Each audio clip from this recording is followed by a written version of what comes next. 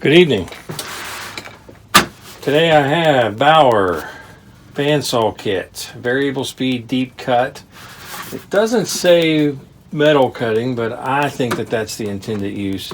1678 EB. That's a new part number format.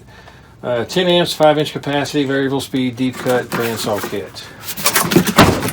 So let's open it up. This is a huge box. I like that Harbor Freight puts their tools in these crates. It makes it easy to keep track of them, easy to keep them organized. So what do we got? It says it's a kit, but it looks like it's already assembled. Here's another new trend. The Banks stapler that I got had the same pocket for the manual.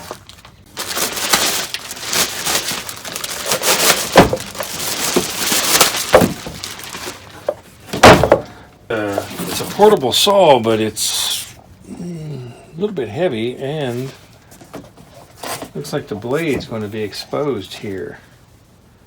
So you kind of got to be careful how you grab it. Okay, so I picked up 10, 14 teeth per inch blades. It's a match to the Bauer.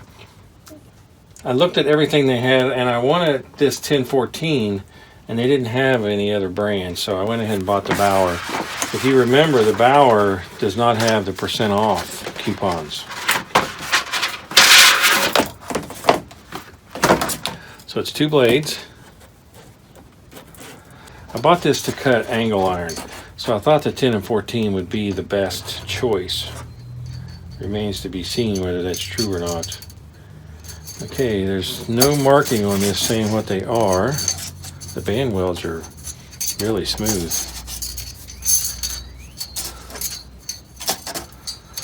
So just got to compare the teeth to figure out what they really are. I can see that I'm going to need a stand for this.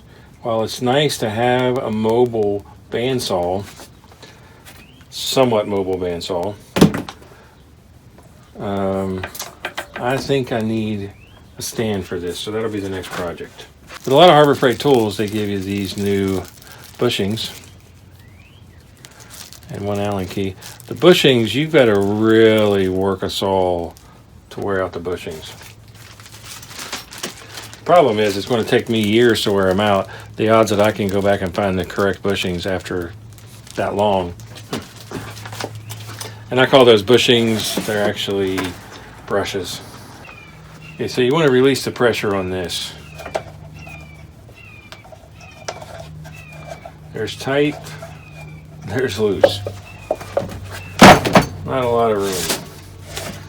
So put the teeth toward you. Fit them in the bearing blocks. And then lay this all over. After you get those in there pretty good, you actually want to put this under each wheel and then lay the saw blade down. So you're used to a bandsaw that has it parallel the whole way. Here it actually dips the saw blade down to get a 90-degree cut this way.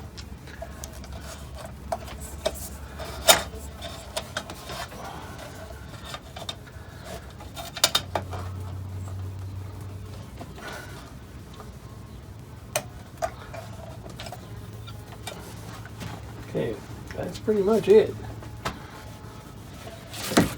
Lock the tension.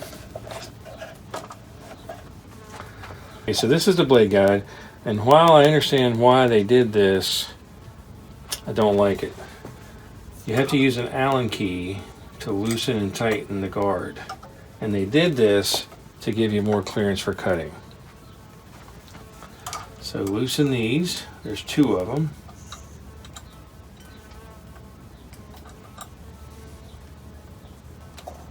After you loosen them, you can slide the blade guard down. You might need to loosen them a little more.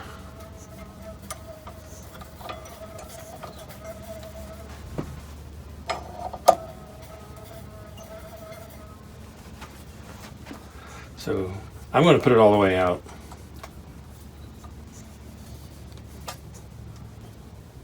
I think if they'd have put thumb wheels, people would complain that you were giving up some of the room for the cut, but it would have been a lot easier to use.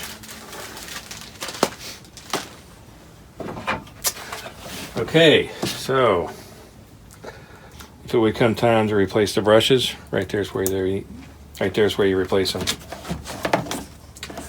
One on each side. So the saw is off. I'll plug it in. I have safety glasses on. Highly suggest you do the same.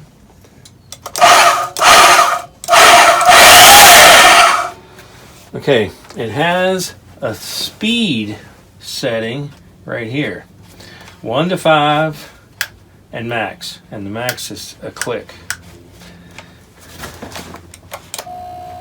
1 doesn't move.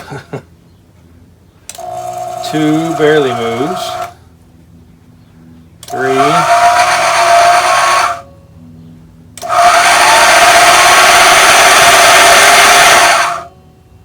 4. 5. Max. I can't imagine that I would ever use this to cut wood, but the faster setting would be best on wood. But if you're cutting metal, you want a slower speed. Probably 3 or 4. Probably 4 or 5. That's 4. That's 5. Max is probably going to burn up your blade. Unless you're cutting very thin steel. I'm probably going to run it on 4 cutting angle iron.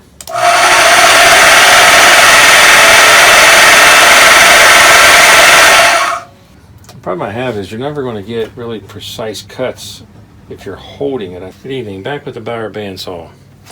I'm building a forge so that I can heat treat steel. I'm building it a little bigger than what I really need for heat treating steel, but I also want to see if I can use this to melt aluminum. So we'll see what happens with that. But I need a metal band to go around the outside here and the back. I've got these pieces of angle iron, which are actually old bed frames, and I wanted to try using the Bauer saw to cut it. So let's give it a shot. Just a big case, not a big saw. This hinge wants to stick. Okay, I solved my problem of keeping up with the tools for this by getting a whipped cream cheese spread container. They're square, much better than the round ones. All I have now is the Allen key for the fence and the brushes for the motor. I doubt that I'll ever need these. I'll wear out long before the brushes and that does. I still want to keep track of them, so I got me a nice little container to put them in. And here's the saw. Yeah, I got a little workbench that I've attached to the top of the board on top of the table saw so that I can clamp it with enough clearance to still film it. So logically to me, I would want to cut this way, but to me having this facing forward is dangerous, so I want to cut them this way. I've got the speed on 4. Let's start out with that and see how it does. You have to retract the fence every time you put it in the case. It will not go in the case with that down.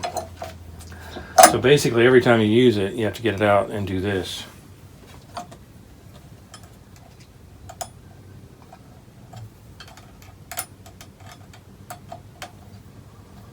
So I'm going to fully extend that, tighten those down.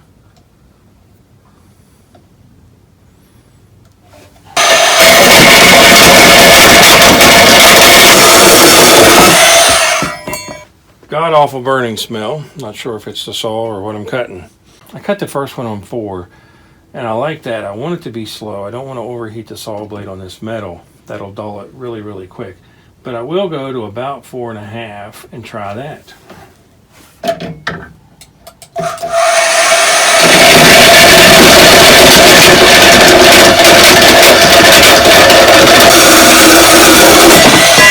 It's actually a little bit of an access problem because the way I'm cutting, the bulk of the saw is behind the cut and the clamps can get in the way. I'll do this cut and then I'll do from the other side too.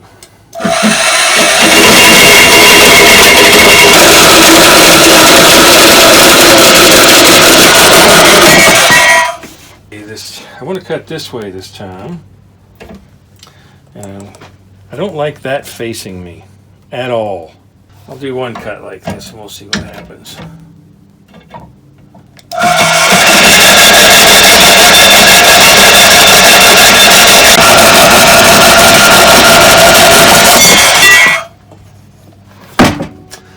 I got that one off center, but when you cut, this is the backside high, it's hard to line it up correctly.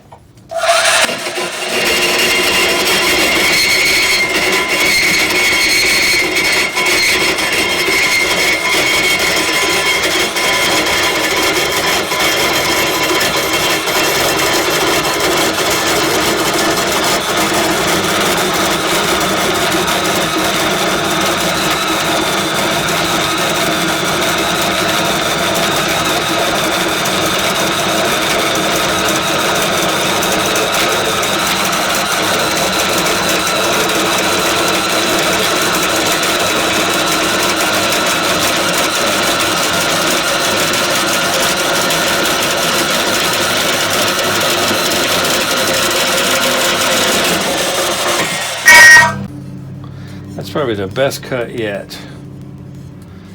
That could be a finish cut. So actually I can do a finish cut. Now consistency is going to be the next issue. They caution you in the manual about putting force down on the saw. The manual says that if you lay the saw on the metal and cut down, the weight of the saw is enough pressure, and if you do more pressure, you're going to overheat the blade, run the blade, whatever.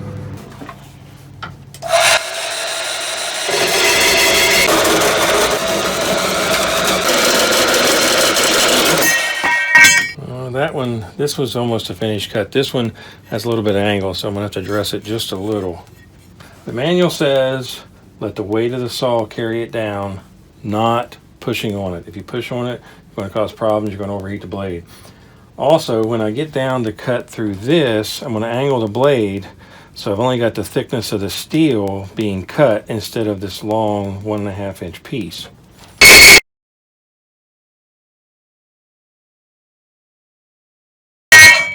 So the saw, like the saw, I bought it. I had a lot of reservations that I would use this enough to justify it.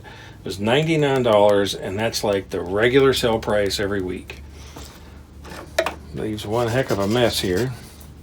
Now, this is a brand new blade, and it still feels a little sharp. It's not going to last forever.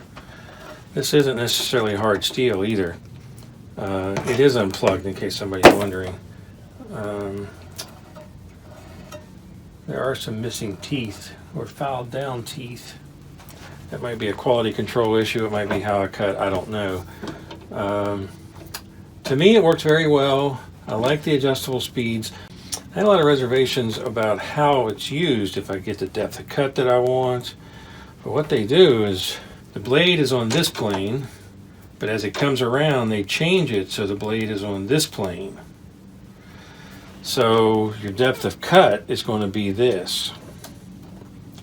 So having it stationary, in my opinion, would make it a lot more useful. I can't come up with a way to do that right off the top of my head, but I'll think about that, and if I do that, I'll do another video. I don't like the plastic up in here, but that's the way things are today. It's all metal down in here, and it seems to be okay quality. Bauer is supposed to be one of their better lines. I don't have a metal cutting bandsaw to compare this to, but it's not too heavy, works good. Obviously, it cut these 8 pieces with no problems. When you're metal cutting, you're going to go through a lot of blades, the nature of what you're doing. So, I like this. I think it was well worth the $99. I'm sure I'll get a lot of use out of it. This just seems like a huge case. I just can't get past that. That's me, not anything else. But this is maybe a little deceptive. You actually lay it down like this and it goes right in, but you've got to take this off. So I've got my collection of parts. If I can find one of these that's smaller, I'll probably go smaller because really I only have 2 things in there. I just want to tighten one of those. And this fits right in there.